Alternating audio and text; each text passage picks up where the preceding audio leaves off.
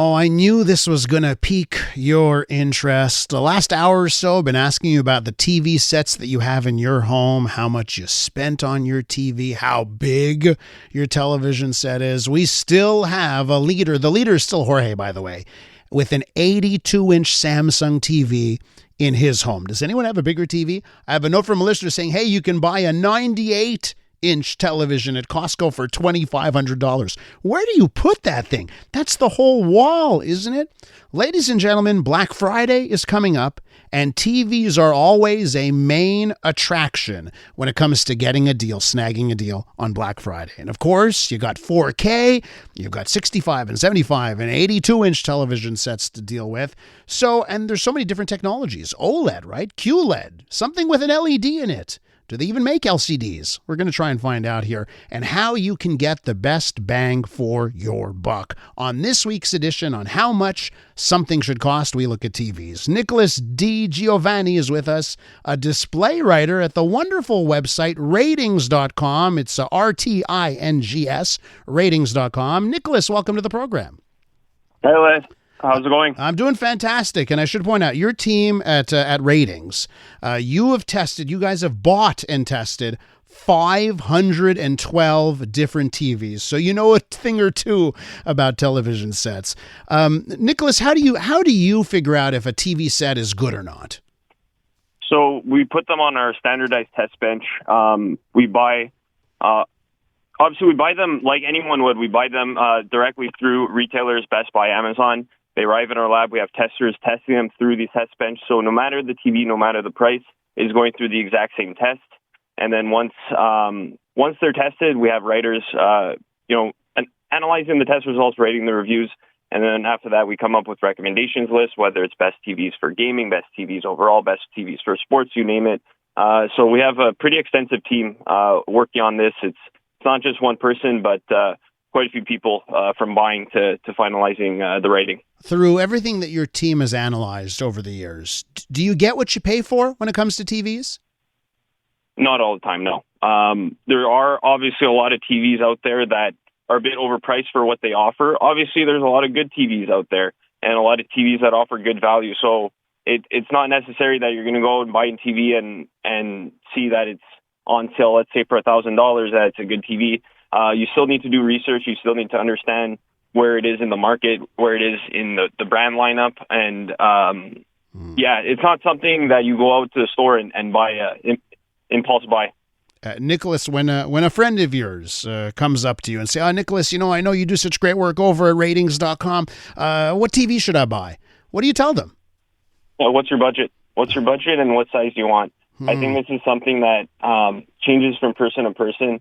Obviously, if you want the best of the best, there are TVs out there. There's a Samsung S90F, which is S95F, which is our top recommended TV right now, but it's also very expensive. It's over $2,000 Canadian just for the 55-inch. So not everyone is going to spend that much money on a TV. Personally, what I like to tell people is most TVs are good for most people. Budget definitely is an important factor because you don't want to overspend on something where you could, if there's two comparable TVs that perform alike, you obviously want to get the cheaper one. So that's a big thing. Is definitely budget. And that's a great point. Like, what percentage of people can actually tell in their day-to-day the difference between a couple of TV sets in front of them, right? Like, so do you find sometimes people will overpay because of lingo and buzzwords when it probably wouldn't matter at the end of the day what TV they'd buy? Exactly. One thing I've learned is if you're going to have a TV in your living room standalone, it's hard to tell any differences. Obviously, if you're going to take your TV, go to your friend's house, bring it there, and compare it to their TV next to theirs, maybe you will see a bit more differences. That's what we do a lot here at Ratings. We do have rooms with multiple TVs. We'll look at them side by side.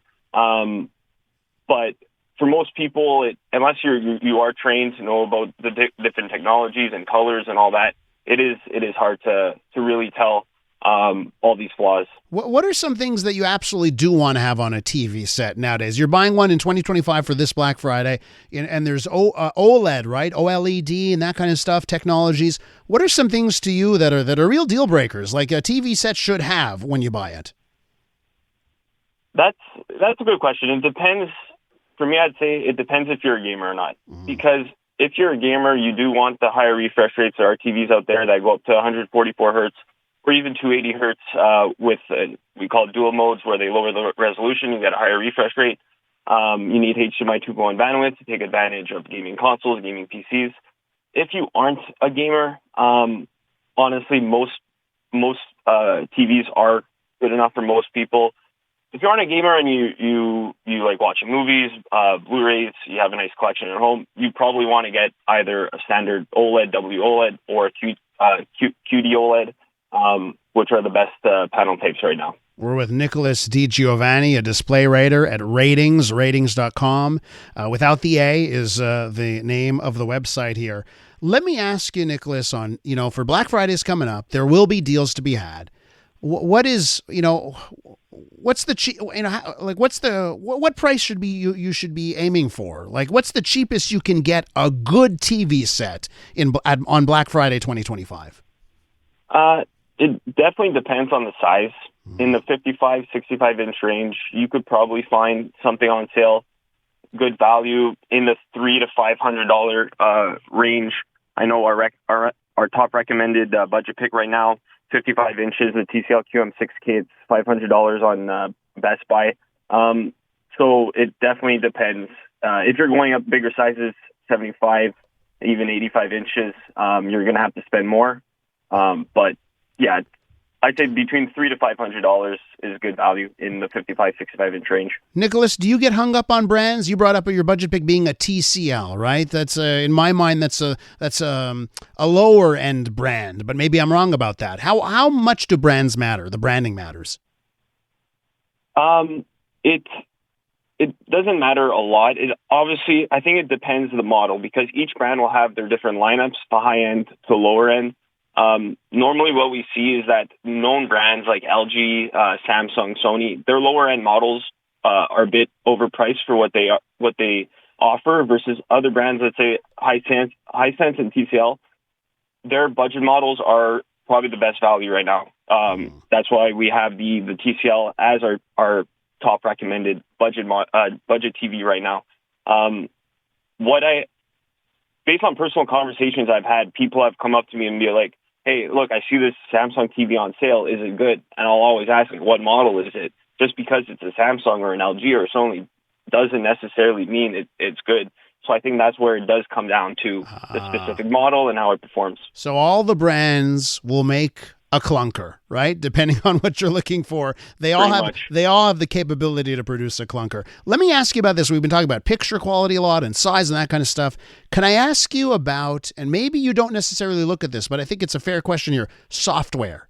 All of the TVs now, they come in with smart TV functions and that kind of stuff. Personally for me, I never use the built-in smart TV functions. I plug in an Apple TV and that's it. I'm never going to deal with the onboard operating system of a TV. But how important is it for you, and maybe for your team there, to be looking at the quality of the operating system for the TV nowadays? We do evaluate that. It is part of our testing process. Most are honestly good enough for most people, whether it's Google or LG's or Samsung's built-in smart platforms. There are obviously people who do prefer using, let's say, Apple TV. It's not something that's a deal breaker, I think, right now. Nicholas, I want to thank you so much for coming on this morning. Any final words, any final tips for our Black Friday TV hunters out there?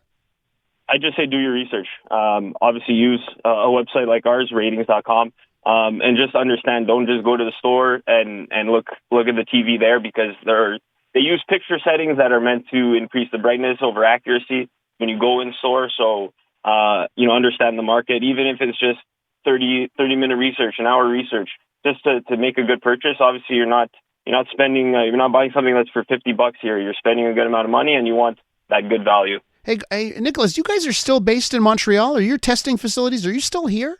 Exactly, in the Mileland area. That's incredible, because your website is known worldwide. It's like a resource for so many people who are trying to buy tech products, and it's great to know that you're a Montreal-based success story.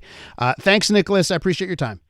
Thank you. Have a good one. Nicholas D. Giovanni is a display writer over at Ratings. Ratings.com, take out the A, is where you can find that website.